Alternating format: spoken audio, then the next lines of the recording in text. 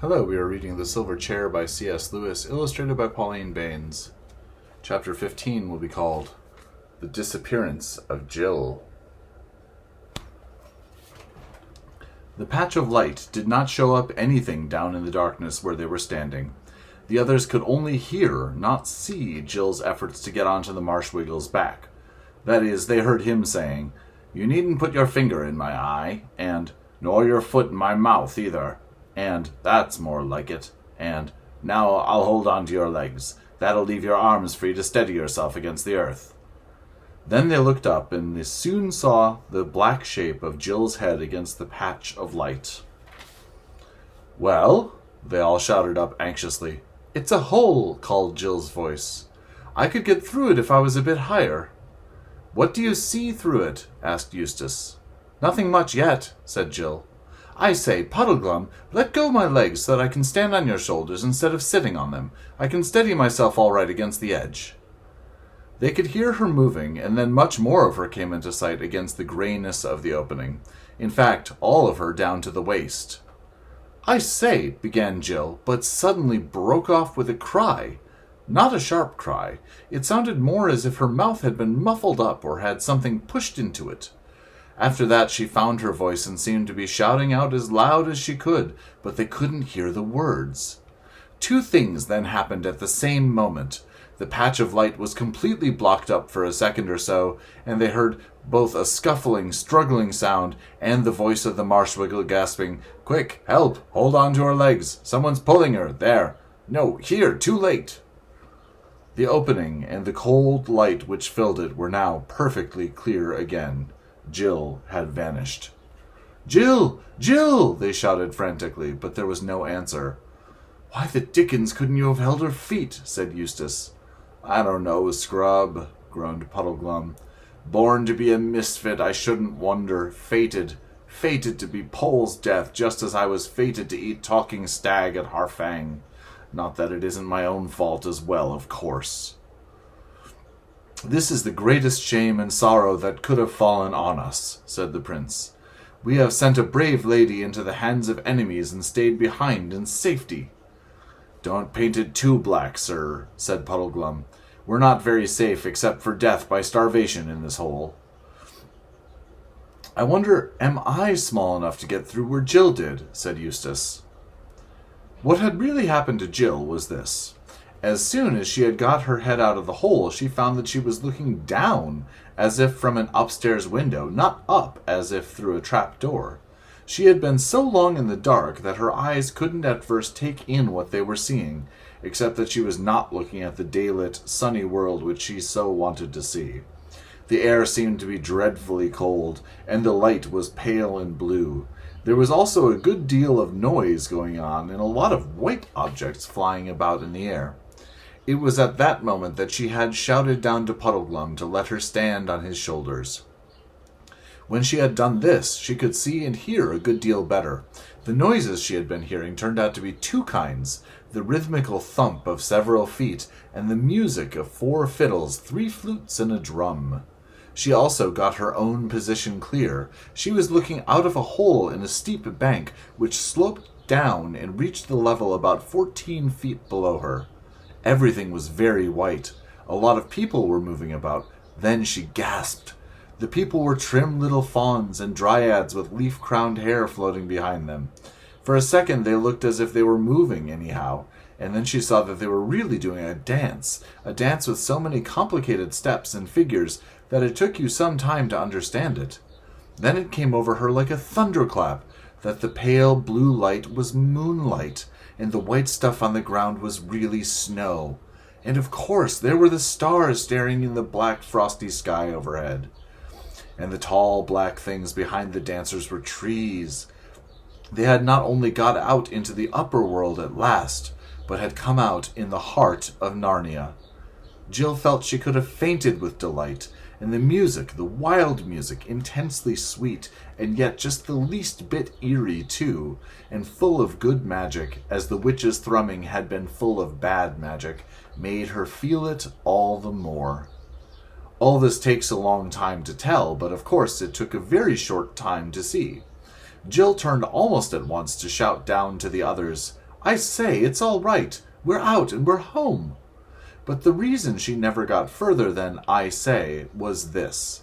Circling round and round the dancers was a ring of dwarfs, all dressed in their finest clothes, mostly scarlet with fur-lined hoods and golden tassels and big furry top boots.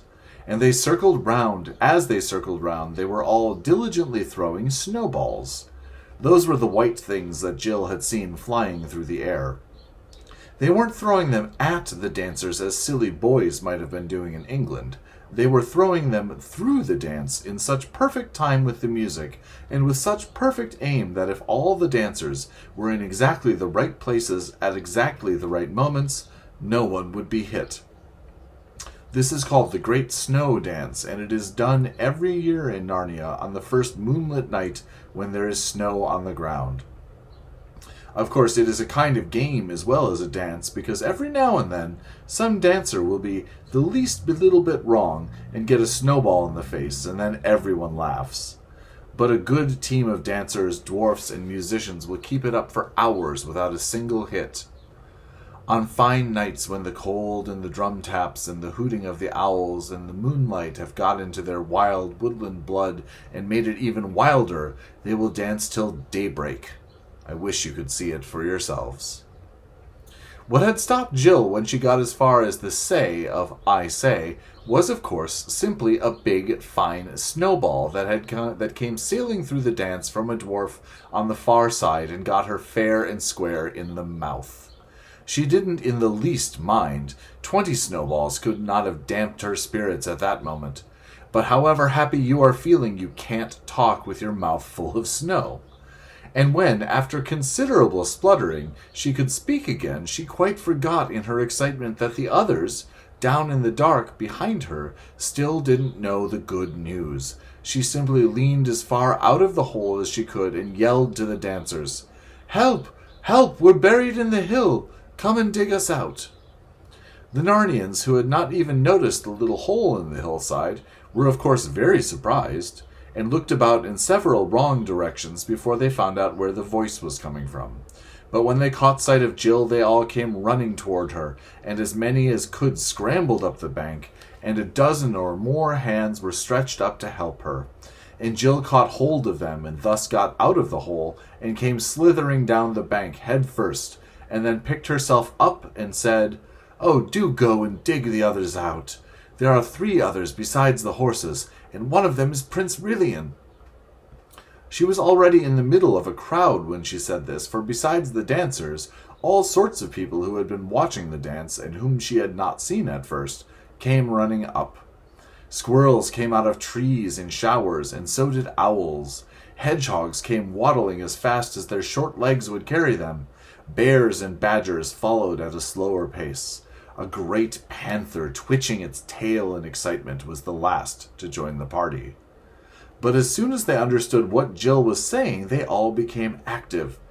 "Pick and shovel, boys, pick and shovel, off for our tools," said the dwarfs, and dashed away into the woods at top speed. "Wake up some moles, they're the chaps for digging. They're quite as good as dwarfs," said a voice. "What was that she said about Prince Rilian?" said another. "Hush," said the panther. "The poor child's crazed, and no wonder after being lost inside the hill. She doesn't know what she's saying." "That's right," said an old bear. "Why, she said Prince Rilian was a horse." "No, she didn't," said a squirrel, very pert. "Yes, she did," said another squirrel, even perter. "It's quite true. Don't be so silly," said Jill. She spoke like that because her teeth were now chattering with the cold. Immediately one of the dryads flung round her a furry cloak which some dwarf had dropped when he rushed to fetch his mining tools, and an obliging fawn trotted off among the trees to a place where Jill could see firelight in the mouth of a cave to get her a hot drink. But before it came, all the dwarfs reappeared with spades and pickaxes and charged at the hillside. Then Jill heard cries of, "Hi, what are you doing? Put that sword down," and "Now, young'un, none of that," and "He's a vicious one now, isn't he?" Jill hurried to the spot and didn't know whether to laugh or cry when she saw Eustace's face very pale and dirty, projecting from the blackness of the hole, and Eustace's right hand brandishing a sword with which he made lunges at anyone who came near him. For, of course, Eustace had been having a very different time from Jill during the last few minutes. He had heard Jill cry out and seen her disappear into the unknown.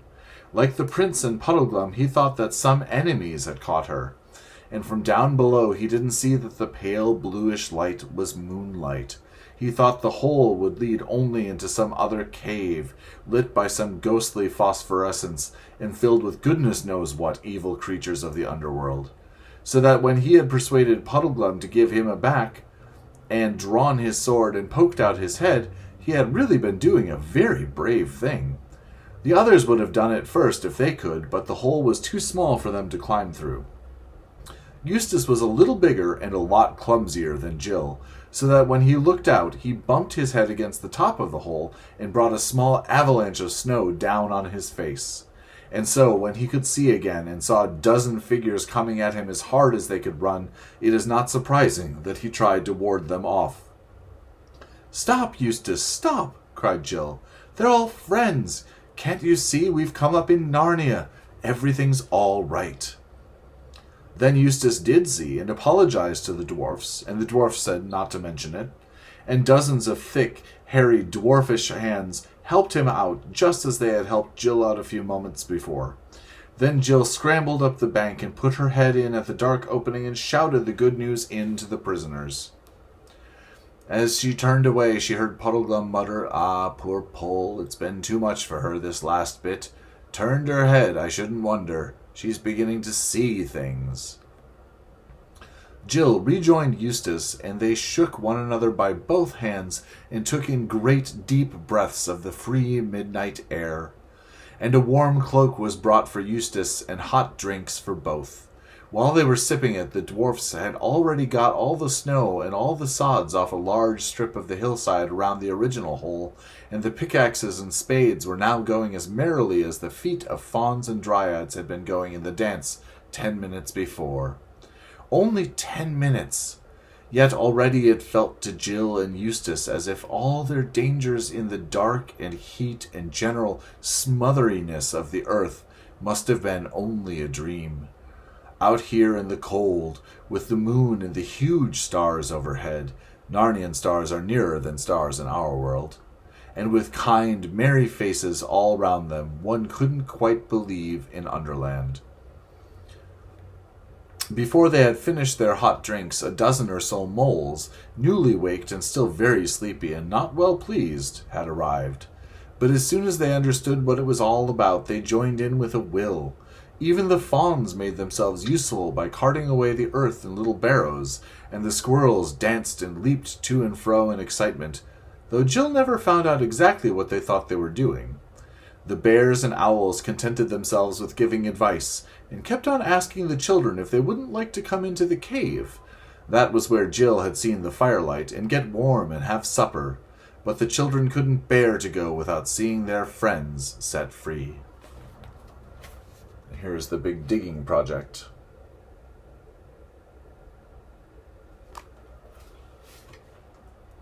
No one in our world can work at a job of that sort as dwarfs and talking moles work in Narnia. But then, of course, moles and dwarfs don't look on it as work. They like digging. It was therefore not really long before they had opened a great black chasm in the hillside, and from out from the blackness into the moonlight, this would have been rather dreadful if one hadn't known who they were, came first the long, leggy, steeple-hatted figure of the Marshwiggle, and then leading two great horses, Rilian, the prince himself. As Puddleglum appeared, shouts broke up on every side. "Oh, why, it's a Wiggle! Why, it's old Puddleglum! Old Puddleglum from the eastern marshes! Whatever have you been doing, Puddleglum? There have been search parties out for you. The Lord Trumpkin has been putting up notices. There's a reward offered." But all this died away, all in one moment, into dead silence, as quickly as the noise dies away in a rowdy dormitory if the headmaster opens the door. For now they saw the prince. No one doubted for a moment who he was. There were plenty of beasts and dryads and dwarfs and fauns who remembered him from the days before his enchanting. There were some old ones who could just remember how his father, King Caspian, had looked when he was a young man and saw the likeness. But I think they would have known him anyway. Pale though he was from long imprisonment in the deep lands, dressed in black, dusty, disheveled, and weary, there was something in his face and air which no one could mistake. That look is in the face of all true kings of Narnia, who rule by the will of Aslan and sit at Cair Paravel on the throne of Peter the High King. Instantly every head was bared and every knee was bent. A moment later, such cheering and shouting, such jumps and reels of joy, such handshakings and kissings and embracings of everybody by everybody else, broke out that the tears came into Jill's eyes.